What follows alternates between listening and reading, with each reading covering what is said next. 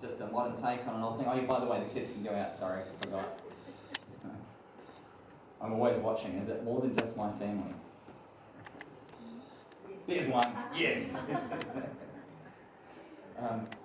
And yeah, I don't know. This was just a reminder of the fact that we weren't the first people to have a struggle with doubt. You know, even the disciples had the same issues. And I think that's, I don't know whether that's really disappointing for you to know or just encouraging that nothing much has changed, that human nature is still the same, that God is able to deal with us in that place. And so, yeah. And it is a bit more blue than it's probably meant to be too, but we're just happy it's working, right? Yeah. We had trouble with the cables this morning. You know, if we're honest, we have daily doubts about a lot of things. And of course this morning we're specifically talking about the Bible and God and our relationship with Him. But, you know, we have doubts about all kinds of stuff. I have doubts that all my staff will be at work in the morning. About 7:30 I start checking my phone, sometimes a bit earlier, and you see the text coming in because XYZ person is feeling ill or something else has come up. I have doubts about whether I'll have enough money to pay the bills. And that can be whether it's the camp or personally or whatever else. I have doubts about whether the weather's going to be good. But of course most of those doubts don't really affect us too much long term. But doubts about our relationship with God can have eternal consequences. So Jesus asked in a few places in the Bible, why do you doubt me? You know, the thing is, actually doubt is why we ended up in this mess in the first place. It's that original doubt that Satan used on day one with Eve. Well, not day one, but you know what I mean. You won't surely die, he said. He introduced doubt.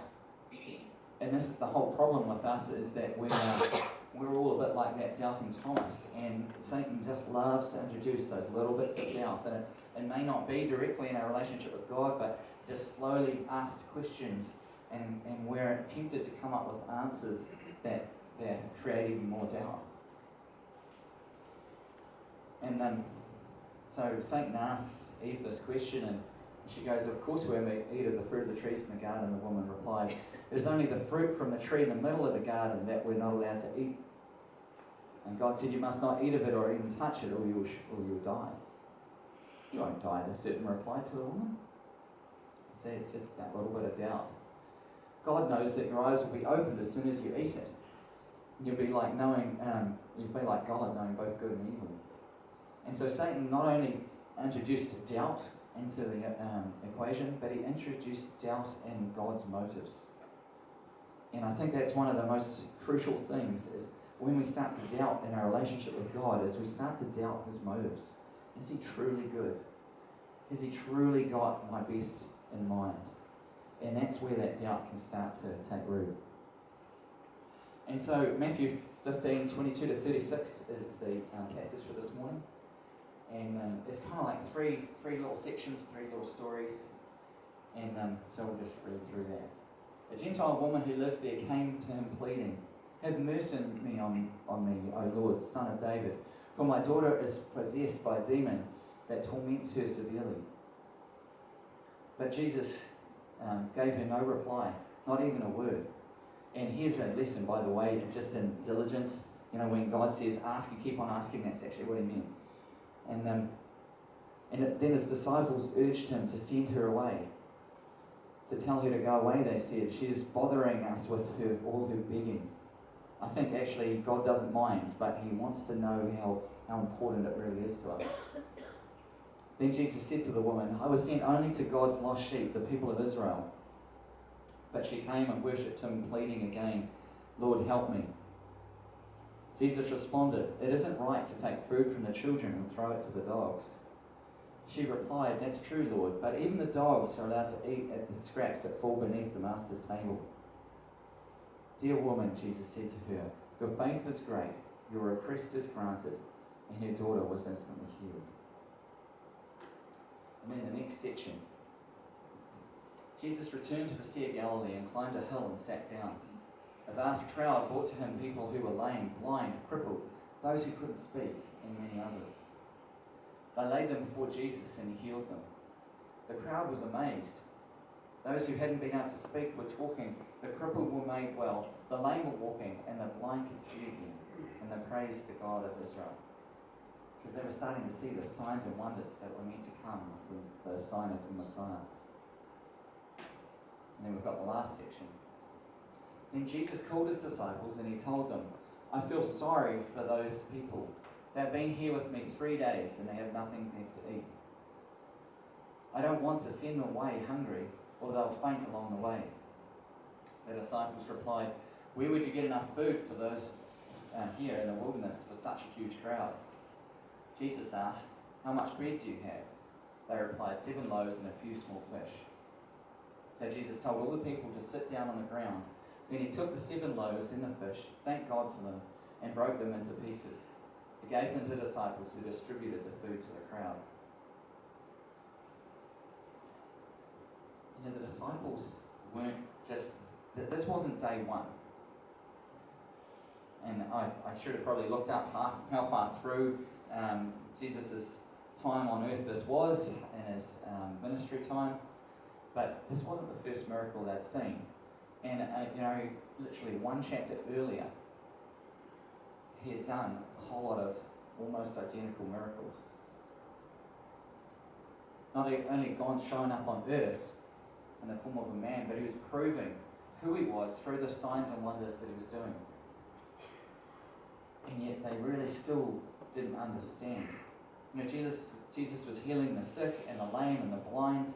The deaf could hear, but the disciples didn't stop doubting. They didn't really understand. And only a chapter before, they saw Jesus feed 5,000 people. And yet in this chapter, we find that Jesus is saying, hey, let's feed these people, and the disciples are going, but where will we get the food from? Well, very short memories. And yet, that action and the things that had happened to them and some other stuff led them to say, only the chapter before, you really are the Son of God.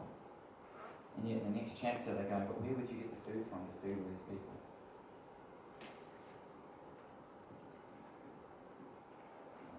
Pretty much covers that too, I guess, what I'm saying on this.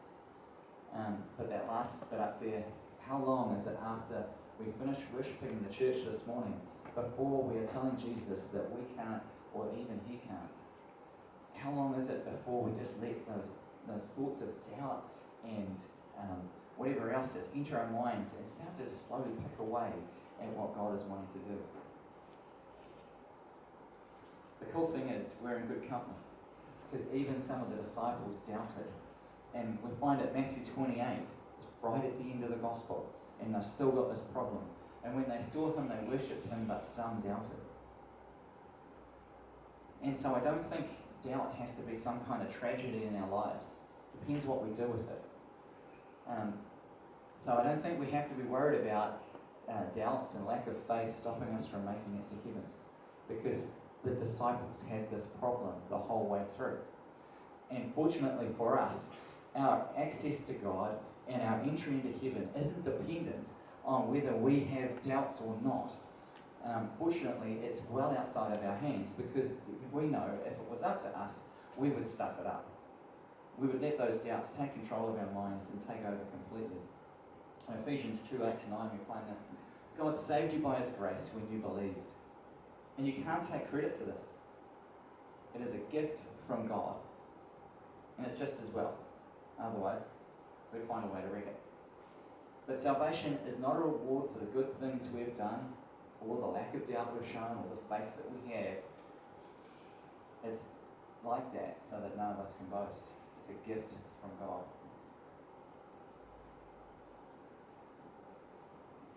So let's have a little look.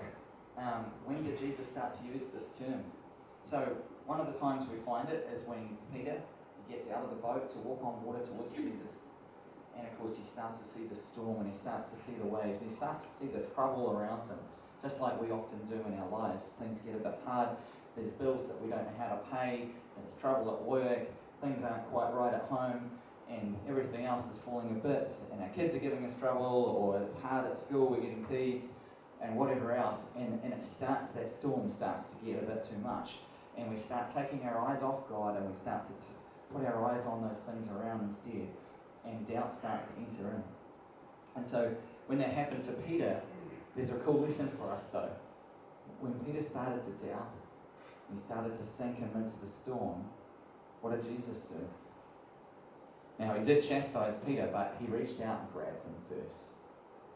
And I think that can be real encouragement for us. When we're in the midst of the storm and the doubts are starting to take hold, what we need to do is call on Jesus. And we might get chastised, but we'll also get grabbed a hold of. And Jesus does indeed say to Peter, why did you doubt me? And it's because Peter started to look at the things around him and took his eyes off Jesus. And so that's part of what we need to do when doubts start to come over us. And then the same thing in the disciples in the storm. And Jesus is asleep on the boat. And how often does it feel like Jesus is asleep in our lives in the midst of the storm? And we can't hear from him, and he doesn't seem to be active anymore. He's not talking to us the way he used to. And it just seems like everything is overcoming us and Jesus has left us. And it feels like we have to wake Jesus up. When it seems like that, is Jesus any less aware of what's going on in our lives? He knew what was happening in the storm. And it was a learning experience for the disciples. They weren't about to drown. They were in the middle of a life lesson. But when they woke up, Jesus, again, what did he do? He quietened the storm. But then he asked them, why are your hearts full with doubts?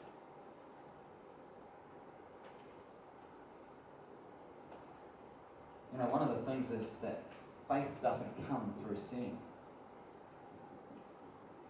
Why does seeing not help us believe? It's because we're actually, that's not something that sticks with us. Faith shows the reality of what we hope for the evidence of things we cannot see. Because what we see lies to us. The last thing that we should do, for example, is believe everything we see.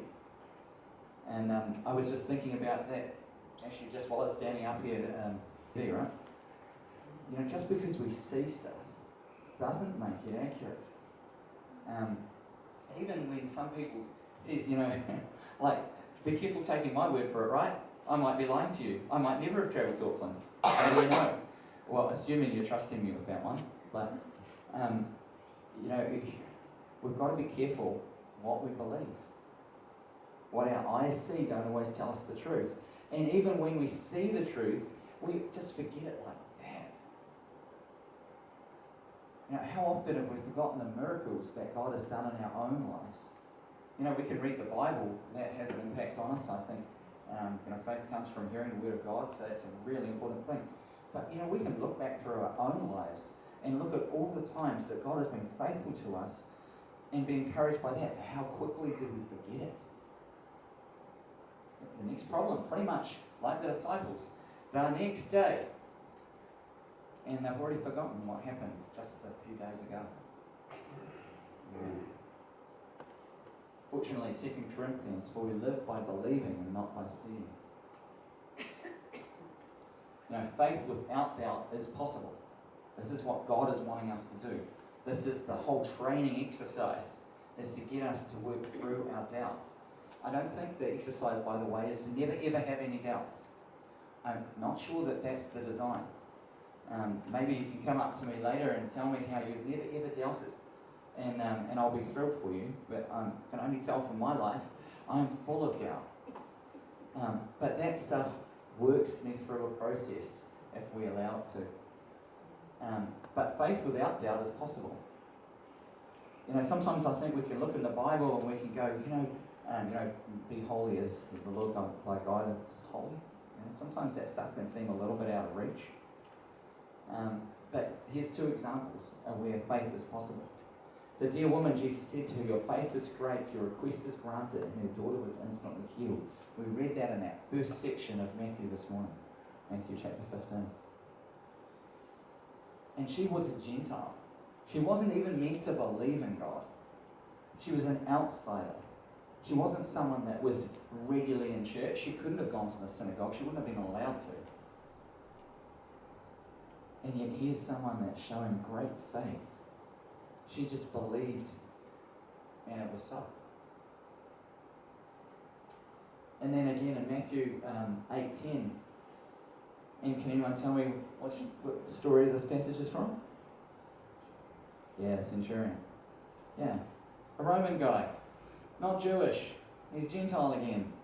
He's not even part of the promise that Jesus is there to fulfill. And yet he's already got that faith. A faith enough that Jesus said, I haven't seen faith like this in all Israel. And when Jesus says that, he's not talking from the perspective of someone who's met some people in Israel. He's saying from the perspective of God who knows all of human heart. And he's saying, I haven't found anyone in Israel like this. And I don't doubt he's right. I've met a lot of Jewish people, and they're stubborn, and they don't like to take God at his word, basically ever. And yet the Gentiles, they were the ones that showed that faith. Hands up, who's of Gentile background here? Most of us, right? So here's an opportunity for us to be encouraged.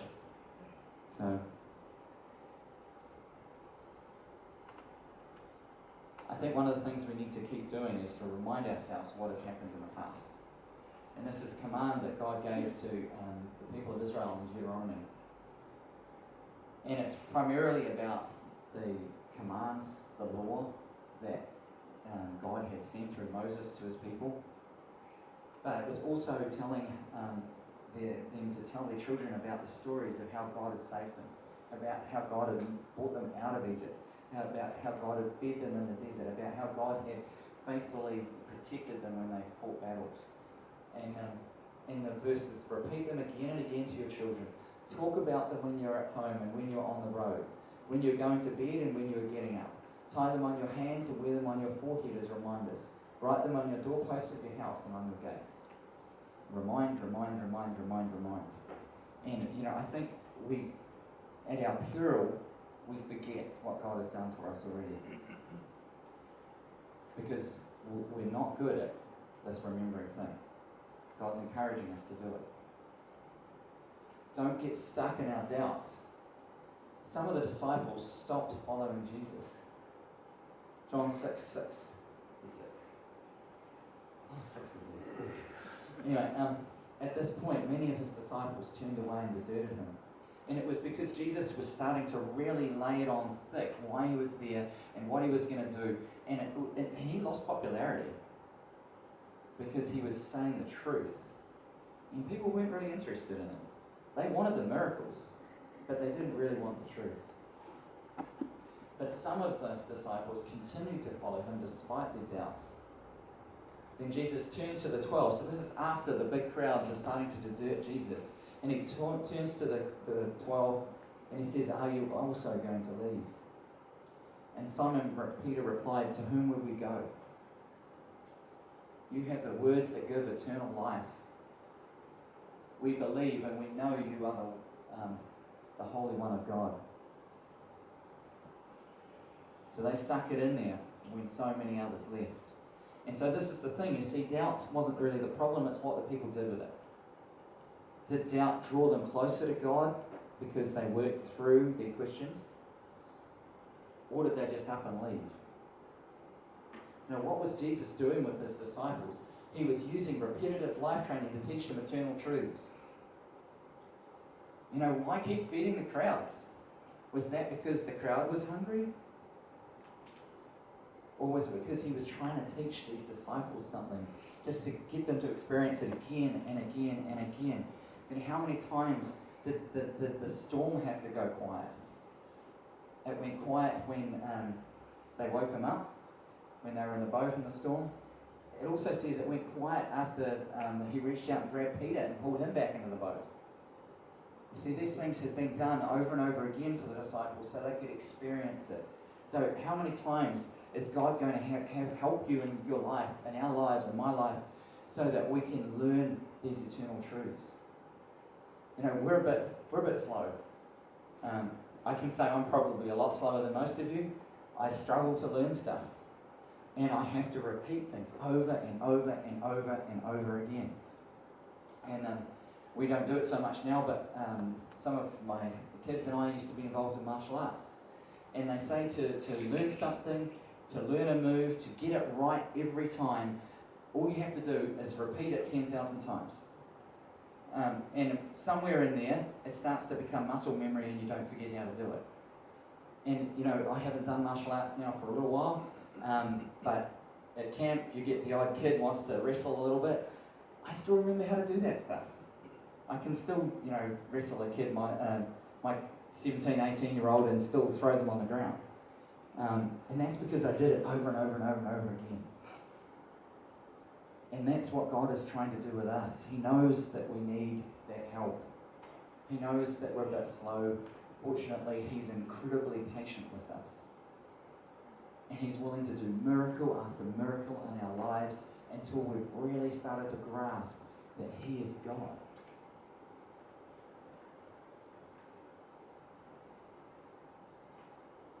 I was reading about this obviously during the week trying to prepare for this message, and I came across this line: doubt does not have to mean unbelief.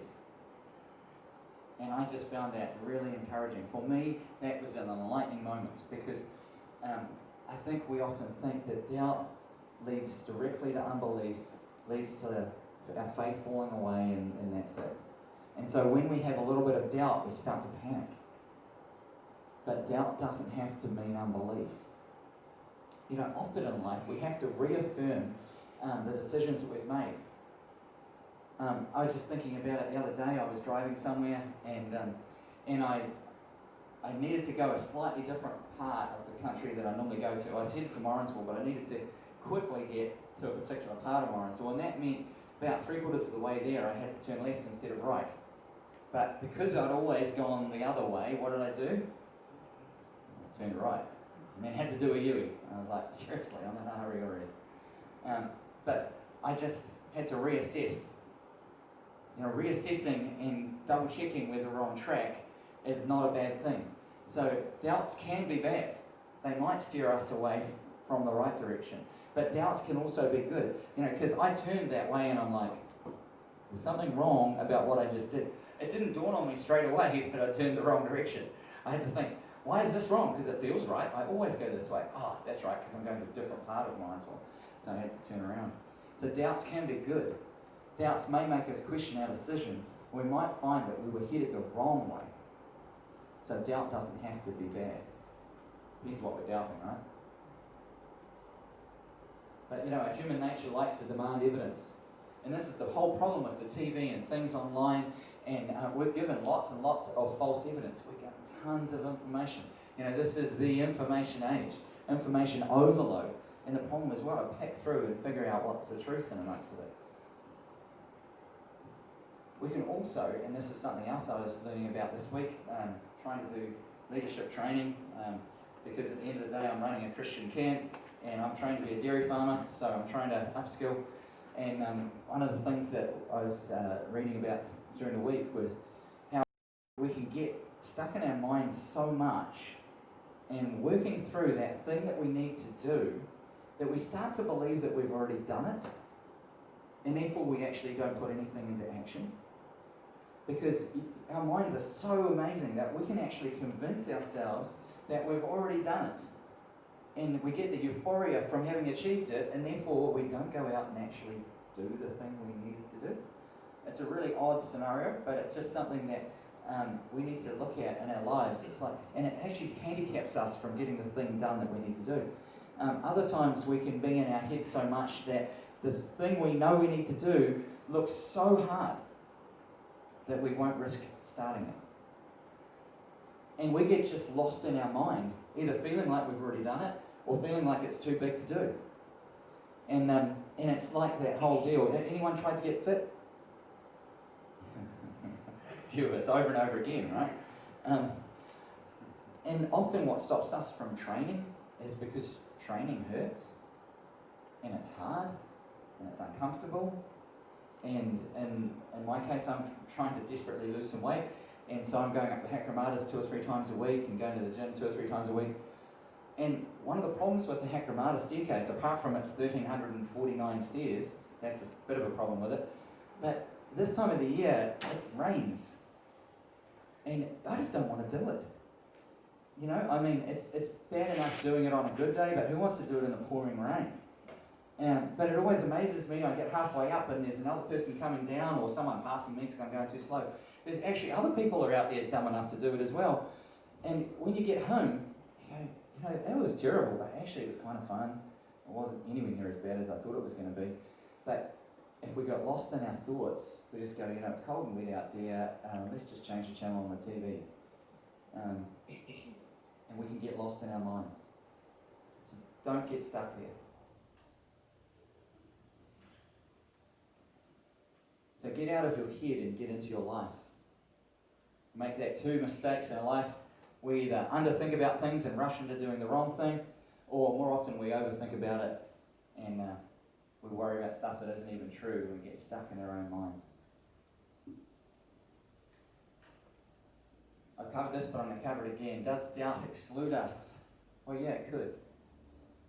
You know, if you let doubt take hold in your life and that becomes the ruling and directing thing, then it could, because it could lead you away, like some of the crowd that left and deserted Jesus. But having some doubts, if that makes us think and draw closer to God, then it can be a good thing, and it certainly puts us in good company. And again, that Matthew 28:17 verse, which I've already put up, when they saw him, they worshipped him, but some of them doubted. The thing is, though, that doubt should move us to deeper relationship and faith in God. I'm just going to end with this slide. Because I think we probably need encouragement. You know, sometimes we have little doubts and we can conquer them, and we just end up, that whole experience has built us up. And it's made us feel good about our relationship with God and our direction and our future. But just like the disciples, the very next day sometimes, we can be struggling with doubts. And so we'll end with Psalm 94:18-19. I cried out, I am slipping. But your unfailing love, O Lord, supported me. When doubts filled my mind, your comfort gave me renewed hope and cheer. Just like Peter, when he started to slip under the waves, Jesus will reach out and grab a hold of us. The cool thing is he won't leave us there in our doubts. He'll challenge us and move us on. I hope you find that just encouraging this morning. And we're just going to sing our last song and just reflect on what doubts there might be that God wants you to start to deal with, that maybe you've just been pressing down and just trying to ignore. Or maybe doubts that have started to take over your mind and control your direction. You know, the cool thing is that we're not in this. And so don't be a party of one.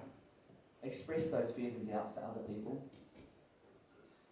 We're always dealing with teenagers in my job, and one of them has got some issues and contacts me from time to time. And I've encouraged her to start. She has a counsellor that she's been unwilling to share anything with for months. And she's finally started with a bit of encouragement to share her doubts and concerns and her fears and her hurt and everything else with this counsellor. And she sent me a text the other day, hey, this is awesome. This guy now understands where I'm coming from. So use those people that God has put in your life. Be honest. Don't try and carry doubts and fears and failures by yourself. And just ask God and he'll reach out and grab a hold